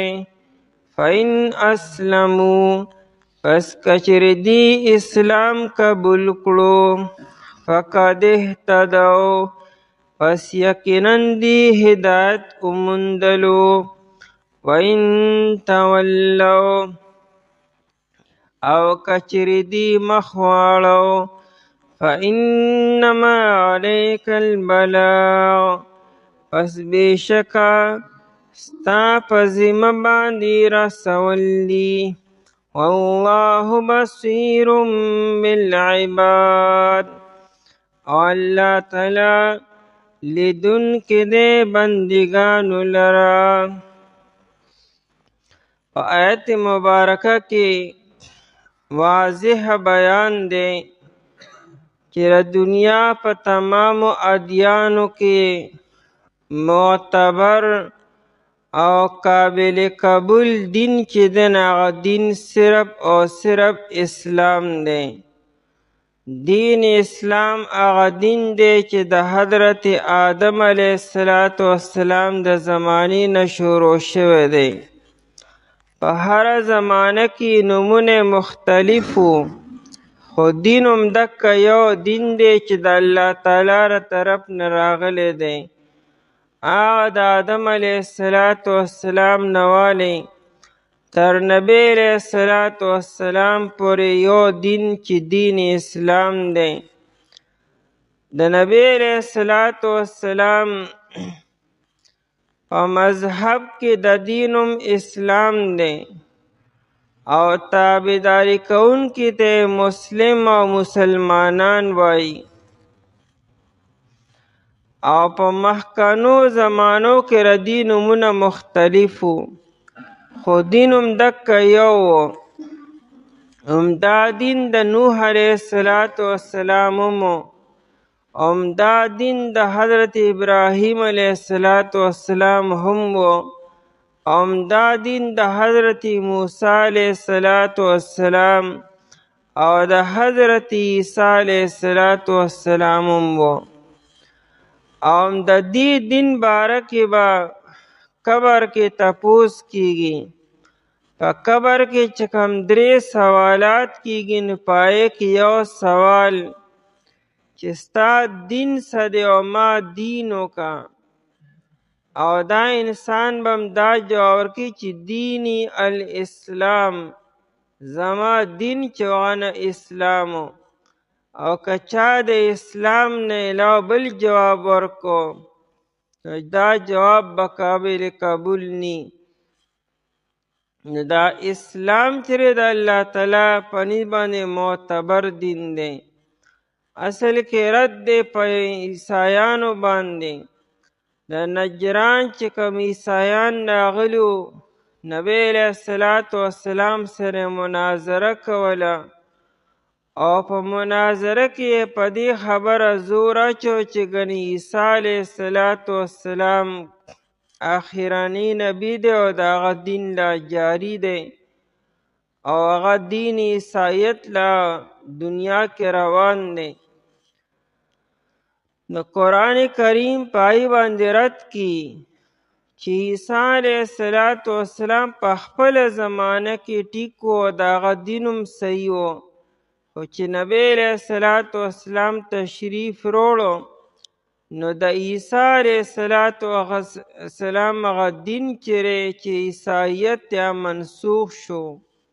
اوس اسلام چې هغه لیټسټ دین دی، همدا قابل قبول دی او معتبر دی. تر دې چې عیسی علیه السلام چې کله د قیامت نه مخکې تشریف راوړي دنیا ته به راځي او 40 کاله ژوند به دنیا کې تیري. دغه 40 کاله ژوند چې دی دا به د اسلام مطابق وي. هغه به د نبی علیه السلام د دې دین چې دین اسلام دی د دې خدمت به کوي، د دې تعلیم او تبلیغ به خلکو ته کوي. باوجود د دې چې نبی به وي، دا نه چې عیسی علیه السلام نه به الله تعالی ګنې نبوت واخلي او ګنې د امتی په حیثیت به راځي، نه وي به نبی، لیکن د نبی علیه السلام د دې دین چې دین اسلام دی د هغې تعلیم او تبلیغ به کوي، خلکو ته به هم د دین اسلام احکامات بیاني. نو قابل قبول او معتبر دین چې دین اسلام دی. ان الدین عند الله الاسلام، دین اصل کې جزا ته وي. امام رازی رحمت الله علیه تفسیر کبیر کې وی چې د دین معنا چې د جزا او دین دلته کې استعمالیږي په معنا د اطاعت او تابعداري کولو. د اطاعت ته ولې دین وی؟ ځکه چې په اطاعت باندې به انسان ته جزا او بدله ملاویږي. نو د دین معنی د جزا او د مذهب ته ځکه دین وایي، اطاعت ته ځکه دین وایي چې کله انسان د اطاعت اختیار کی، تابعداري اختیار کی، د دې ښکلې بدله به د انسان ته ملاویږي. ان الدین، بېشکه دین چې دی، یعنی دین مراد دین معتبرو. نن سبا خو هر یو مذهب ولا خپل ځان یو په دین باندې یو، مونږ په پلانکي دین باندې یو. نه، معتبر دین چې دی دنیا کې خو چې څومره اقوام دي دومره مذهبونه او دومره ادیان او دینونه دي، خو په تمامو کې معتبر دین او قابل قبول دین چې دی هغه دین اسلام دی. ان الدین، بېشکه معتبر دینو، عند الله، پنیز د الله تعالی، الاسلام، هغه صرف او صرف اسلام دی. دا الدین چې د دې پاسه الف لام دی، الدین. او دارنګ الاسلام کې شروع کې الف لام دی. نو د ګریمر پرو سره پدې کې حصر پیدا شي. مطلب دا دی که یو معتبر دین شته نو هغه صرف او صرف اسلام دی، او د اسلام نه علاوه بل یو دینم الله تعالی ته معتبر نه دی، الله تعالی ته قابل قبول نه دی. سړی کار یو دین اختیاري ټیک تا، خو الله تعالی به قبلی نو هغه صرف او صرف دین اسلام به قبلی به. او د دې سپارې په آخره کې به انشاءالله تعالی راځي ومن یبتغی غیر الاسلام دینا فلن یقبل منه. که چا د اسلام نه علاوه بل دین اختیار کو او هغې پسې روان شو نو الله تعالی به چرم قبول نکی. یعنی ځان ستړی کو لکه دا څومره ادیان چې دي څومره دینونو والا دي هغوی هم په یو دین باندې روان دي، خو لیکن دا چې الله تعالی ته قابل قبول لري، قیامت کې به الله تعالی دا ریجیکټ کړي چې نه زما په نسبت باندې خو دا دین نه. نه الاسلام مذهب اسلام دی. اسلام معنی انقیاد، تابعداري کولو، غاړه کېښودلو، په اسلام کې داخلېدلو. اسلام کې بنیادی خبر ده چې غاړه بږدي، یعنی په نبی علیه الصلاة والسلام باندې به اعتماد کې، د نبی علیه الصلاة والسلام احکامات به مني، شریعت ته به خپله غاړه ږدي، خپل عقل، خپل سوچ او خپله تجربه دا به رستو کې، او د شریعت چې کوم خاوند دی نبی علیه الصلاة والسلام د هغه تابعداري به کوي. که ستا هر څومره عمر دی، هر څومره تجربه ده، هر څومره عقل دی، دا عقل او دا تجربه شاته کې به صرف او صرف د پیغمبر تابعداري به کوي. دې ته ویل کېږي اسلام. الاسلام هغه مذهب اسلام دی. وما اختلف الذین اوتوا الکتاب،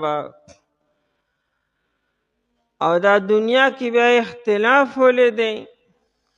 یعنی چې په هر زمانه کې دین اسلام و، بیا دا اختلاف ولې و؟ د نوح علیه السلام په زمانه کې ولې اختلاف وشو؟ په نور زمانو کې اختلاف بیا ولې وشو چې په هر زمانه کې هغه دین اسلام و؟ قرآن دا جواب بیانی. دا اختلاف چې په هر زمانه کې شوی دا د جهالت د وجې نه، د ناپوهۍ د وجې نه. یعنی دا نه چې نبي خلک سم نه پوهه کړی، یا دام نه چې ګنې په دغه مذهب کې څه کمی او خلک ګنې مطمئن نشو، بلکې دا اختلاف صرف او صرف د ضد د وجې نه، د عناد د وجې نه. یعنی دا چې چا اختلاف کړی دی په غلطه اختلاف وکړو، دی په دغه دین باندې پوه شو، د دین په حقانیت باندې پوه شو، نبی خپل تبلیغ برابر وکړو، څه کمی کوتاهي پاتې نه، خو خلکو کې دننه خپل انانیتو، اغراضو د دنیا غرضونه، چا مشري، چا تکبر، او چا مال و دولت، او چا سو د دغه اغراضو په بنیاد باندې هغوی انکار وکړو، نو دا اختلاف راغی. چا وی دا یو حق دی، چا وی دا یو حق دی. نو دا اعراض او دا اختلاف دا د جهالت د وجې نه دی، بلکې دا سره د علم دی او د ضد د وجې نه دی. تفسیر کبیر لیکلی دی چې موسی علیه السلام کله وخت رانږدې شو، هغه په بني اسرائیلو کې اویا لوی عالمان منتخب کړو، او هغوی ته وویل چې تاسو به د بني اسرائیلو ذمهوار یئ. دا چې کوم دولت ما دنیا ته ځان سره راوړی دی، یعنی شریعتو، دا ما تاسو ته حواله کړو، تاسو سره دا امانت دی، او تاسو به د خپل قوم نگرانی کوئ. او د دې اویاو کسانو مشر یوشع علیه السلام مقرر کو، هغه د خپل ځان نه بعد جانشین کو، خلیفه کو. دا اویا حضرات چې نو دې صحیح نگرانی کوله، خو د دې چې بیا وروستو کله اولاد راغی، نو هغوی په خپلو کې اختلاف شروع کو، او یو بل سره حسد شروع کو، یو بل سره بغض شروع کو، په مشرۍ باندې او په بهترۍ باندې بیجا تنقیدات شروع شو، اختلاف راغی. بس بنی اسرائیلو کې بلا شي اختلاف پیدا شو. قرآن کریم چې دا اختلاف د جهالت د وجې نه دی، دا اختلاف صرف د حسد او د بغض او د ضد د وجې نه، او دا اختلاف بیا مضموم وي. یو پر رائے کې اختلاف وي، نو رائے کې اختلاف ښه دی. دا اختلاف خو انبیاء کرام علیهم السلام په زمانو کې شوی دی او دا مضموم نه دی. دا اختلاف چې کله ړه ته کوز شو، چې په ړه کې کله نفرت پیدا شي د بل سره، نو چې کله ړه کې اختلاف راشي، نو بیا د بل حق خبره هم تا ته غلطه ښکاري. اب ښکلې خبره کې حق خبره به کې، خو چونکې تا خو په ړه کې اصلا نفرت دی، نو حق خبره دغه په خوله وي نه منم بسو، ځکه دی وي نو ده په خوله باندې وي نه یې منمه. او چې د رای اختلاف وي، د خولې صرف اختلاف، ړه کې محبت وي، نو بیا هغه نفرت نه پیدا کیږي. نبی علیه السلام په زمانه کې صحابه کرام رضی الله عنهم منځ کې اختلافات راغلي دي، ولیکن ولې خپلو کې بالکل یو و. نبی علیه السلام یو فریق ته هم غلط نه دی ویلی. یو مثال داسې دی، نبی علیه السلام وفرمایل چې د مازدیګر لمونځ به بنو قریظه کې کوئ، او صحابه کرام رضی الله عنهم یې روان کړو. او نبی علیه السلام بیا ناوخته سحر وختي بیا تشریف وړو. دا حضرات چې کله روان شو، نو د مازدیګر لمونځ په لاره کې راغی. صحابه کرام رضی الله تعالی عنهم خپلو کې دوه ډلې شو. یوې ډلې دا ووی چې د مازدیګر د لمونځ ټیم د لمونځ به دلته وکړو، ځکه چې موږ بنو قریظه ته رسو نو مونځ به رانه قضا شوي، او مونځ قضا کول نه دي پکار، ځکه مونځ الله تعالی په خپل وخت کې فرض کړی دی. هغه نورو حضراتو ووی چې مونږ ته چونکې نبی علیه السلام ویلي دي چې د مازدیګر لمونځ بنو قریظه کې وکړئ، لہذا د نبی علیه السلام د وینا مطابق به مونږ د مازدیګر لمونځ بنو قریظه کې به کوو، که هغه ټیم وي او که ټیم وتی وي. اوس ګوره اختلاف راغی، او د دواړو خبره صحیح ده. یو سرم دلیل دی چې د قرآن آیت دی، الله تعالی د مازدیګر لمونځ په خپل ټیم فرض کړی دی، او هغه بل سرم دلیل دی چې نبی علیه السلام دا ویلي دي چې هلته لمونځ وکړئ د مازدیګرو. نو څه حضراتو دلته لاره کې لمونځ وکړو، او څه حضرات لاړو هلته کې لمونځ وکړو. او بیا چې نبی علیه السلام تشریف وروړو، دواړو حضراتو خپل رای بیان کړه چې مونږ دا اختلاف وکړو، بیا مونږ داسې وکړو. نبی علیه السلام یوې ډلې ته هم غلطونه وی چې تاسو په غلطه یا دا په غلطه ری، دواړه په خیر باندې.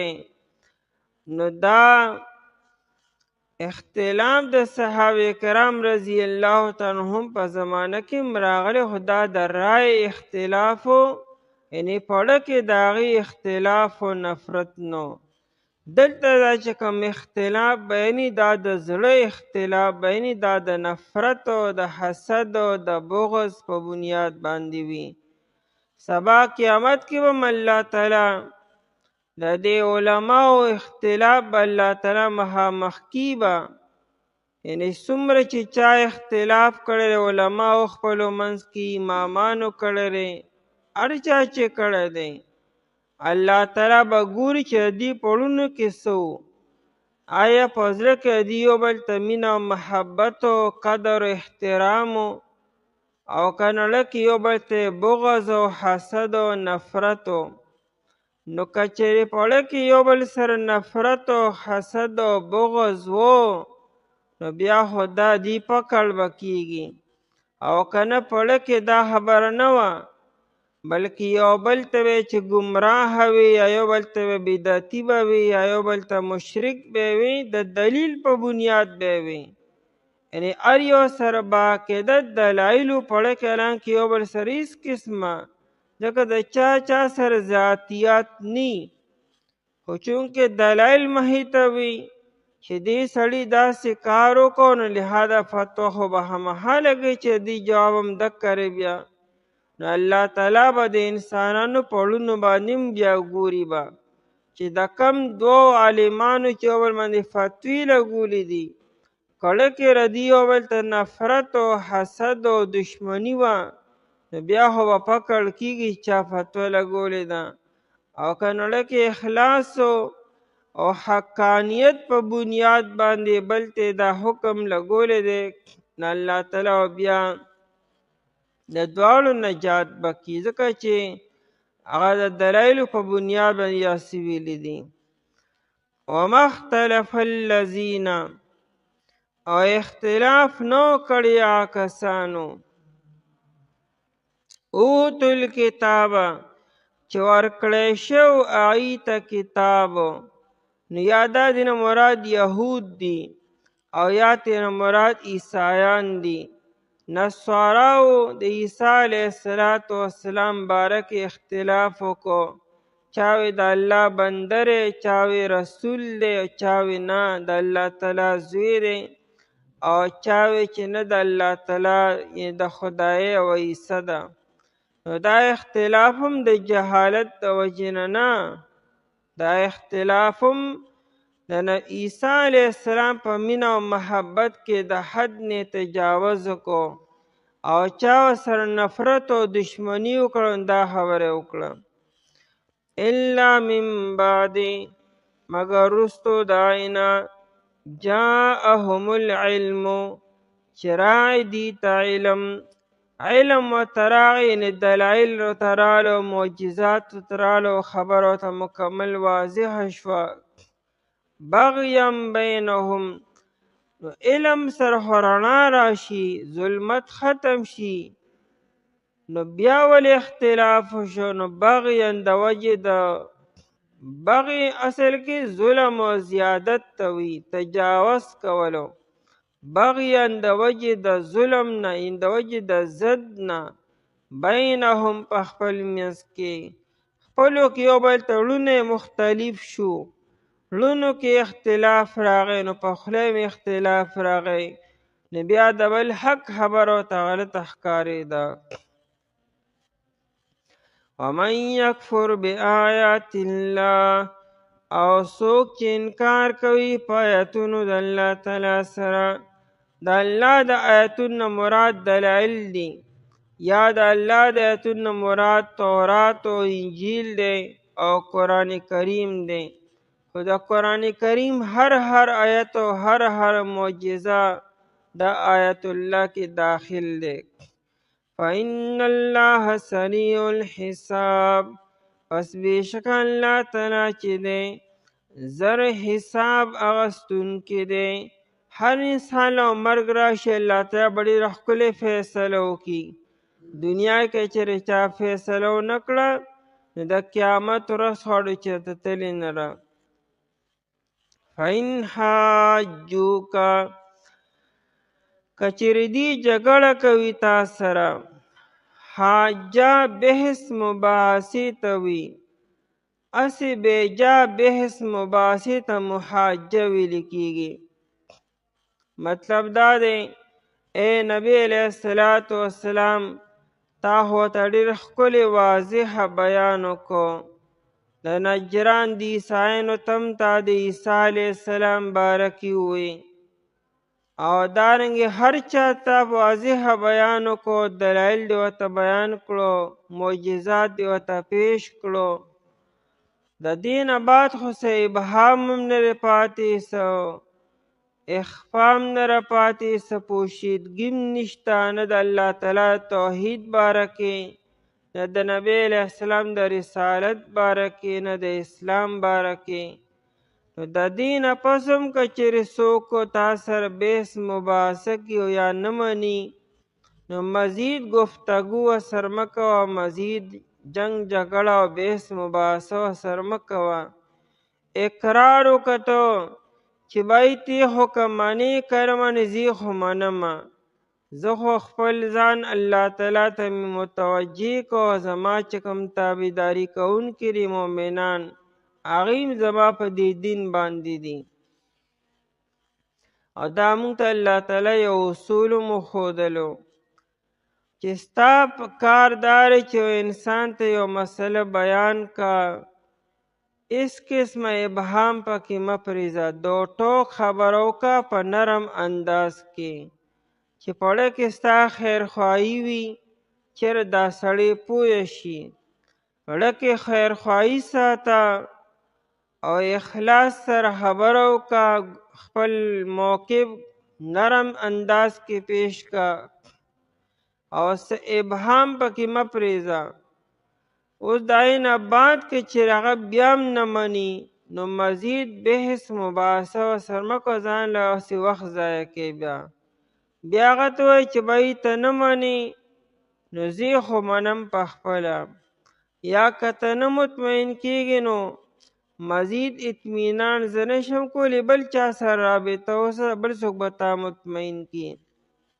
حضرت تانوی رحمه الله هغه ته یو معترض اعتراض راولېږه، یو سوال. تانوی رحمت الله علیه وله جواب ورکړو. هغه معترض خو بیجا اعتراضات کولو، تانوی سے جواب بالکل واضح او دو ټوکو. هغه په هغې باندې بل اعتراض وکړو، وي زه مطمئن نشوم. تانوی رحمت الله علیه ورته جواب ولیکو چې ته مطمئن نشې نو بل چا سره رابطه وکړه. نور هم بلاشي علما دي په هندوستان کې، یو بل عالم سره رابطه وکړه چې هغه ته مطمئن کړي. زما په نیز خو همدقه جواب دی، که لیکم نو بیا هم دقه جواب لیکم. نا په دریم ځل باندې خط راولېږو چې ته به سبا قیامت کې الله پاک له څه جواب ورکوې چې ته ماله جواب نه راکوې، دا خو ته علم پټې. تانوی صاحب ورته ولیکلو چې سبا قیامت کې الله تعالی کله ما رونیسي نو ته زما خلاصول له خیر دی مه راځه. بدای څونه ښکلی جواب ورکړو. تاسو زما د آخرت ډېر زیات غم دی چې ما دله جواب درکوم دقه جواب دی، ته پخپله نه مطمئن کېږې، اکه خپله خبره دې نیسلې ده چې ورځ ده او ورځ ده، کوا سفید ہے او سفید ہے، نو بیا خو سفید خود دی چې تو ته سفید وایي. نو فإن حاجوکه پس که چېرې دوی جګړه کوي تا سره، فقل پس ووایه نبی علیه السلام اسلمت وجهیه ما حواله کړو خپل مخ لله الله تعالی ته، یا اسلمت ما تابع کړو خپل مخ لله الله تعالی طرف ته، یا ما خپل مخ الله تعالی ته خالص کو. ومن اتبعنی او هغه چا چې زما تابعداري کړې ده، یعنی مؤمنانو مسلمانانو هم زما په لاره باندې دي، هغوی هم الله تعالی ته خپل مخ واړو. دارنګې خبره بالکل ابراهیم علیه السلام هم کړې وه، انی وجهت وجهی للذی فطر السماوات والارض حنیفا.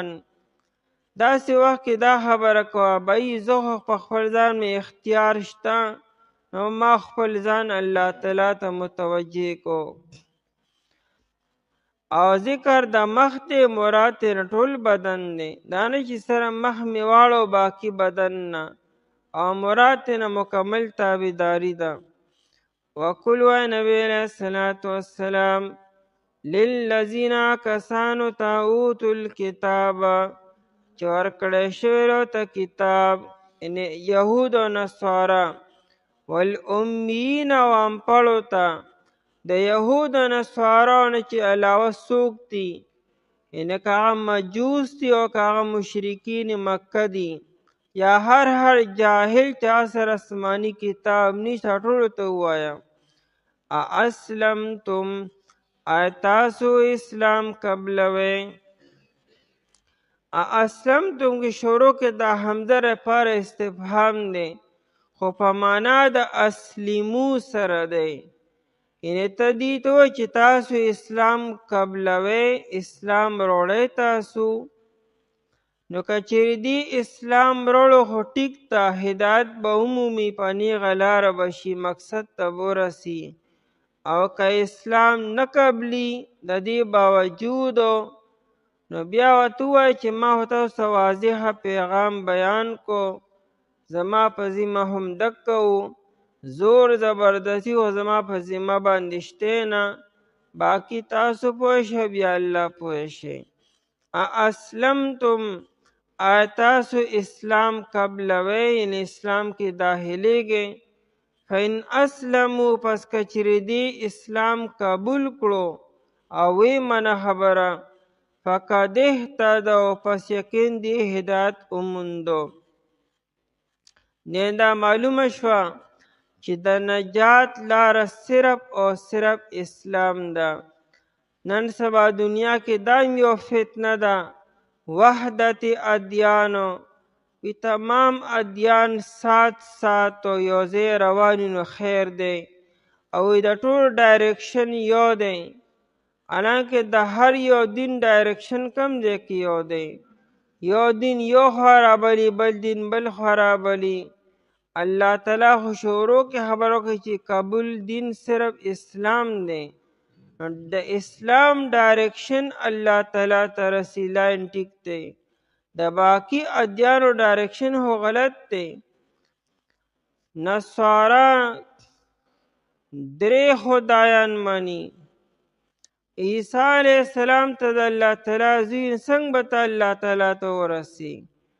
دارنګې یهود او دارنګې مجوس او دارنګې دا هنود او هندوانو چې د خدایانو خړو سر نه معلومو، نو ډایرکشن کم دی کې یو دی، د هر یو ډایرکشن بدل دی. نو فقد اهتدوا، پس یقین دی هدایت وموندو، په اسلام باندې به هدایت مومي. وان تولوا، که چیرې دی مخ واړو، یعنې قبول یې نه کو، نو فانما علیک البلاغ.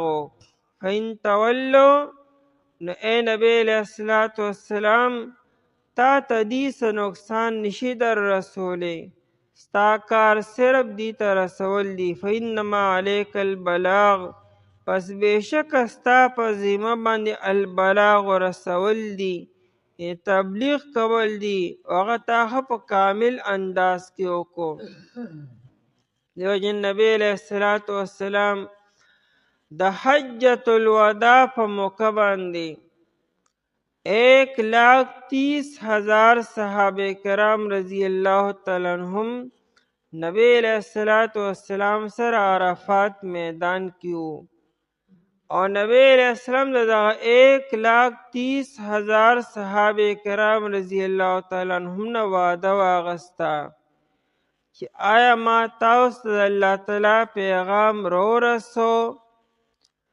دغه ټولو صحابه کرام رضی الله عنهم په یک زبان سره وویل چې آو، تا د الله تعالی پیغام راورسو؟ او وی فرمایل چې انک بلغت ونصحت وادیت.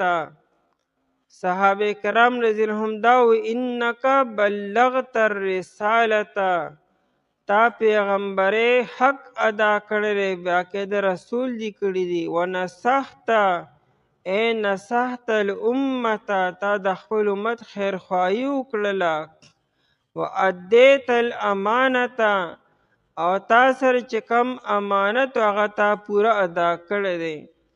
نبی علیہ السلام 3 پیری ابو داود شریف کې روایت دی، نبی علیہ السلام 3 پیری د لاس اسمان ته برکو دا ګوته، او د بر نه به ښکته راوسته ځمکې طرف ته، او دا به وی اللهم اشهد اے اللہ تر دے 1,30,000 صحابه کرام رضی اللہ تعالی عنہم د دې ګواهۍ باندې ته ګواه شي در خپل اقرار کې چې ما ستا پیغام دی ته رسول دی درې پیرې نبی اللهم اشهد اللهم اشهد اللهم اشهد